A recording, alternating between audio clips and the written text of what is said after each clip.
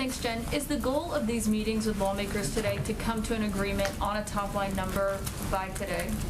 Our goal is to continue to make progress, and based on the morning meetings and our expectation of the afternoon meetings, we expect they will do exactly that. They'll come to an agreement on a top-line number, or they'll make progress? They'll make progress. Okay. And what is the thinking in having these meetings separately? Because he's meeting with a group of progressives, he's meeting with a group of moderate Democrats.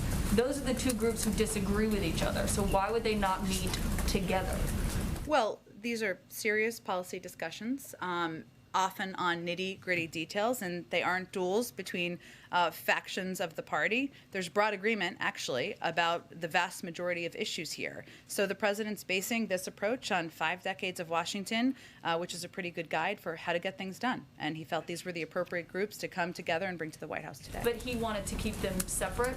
Well, I think it's important for people to understand it's not as if these members don't talk to each other in Congress or don't have their own meetings with each other. So this was just his approach, the president's approach today, again, based on 5 decades in Washington, about how to get into the nitty-gritty details, which is often what these meetings are about, to make progress and move things forward. Can you confirm he also met with Senator Manchin here this morning? He did. He met with Senator Manchin and Senator Sinema this morning, and I think we've put out the list of members he's meeting with this afternoon. My last question is one on the lawsuit filed by the former president yesterday, going after the National Archives and the January 6th Committee for seeking documents.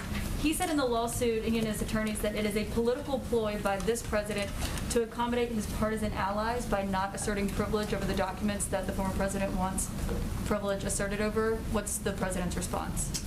Well, our view, and I think the view of the vast majority of Americans, is that former President Trump abused the office of the presidency and attempted to subvert a peaceful transfer of power, something that had happened between Democratic and Republican presidencies for decades and decades throughout history. The former president's actions represented a unique and existential threat to our democracy that we don't feel can be swept under the rug.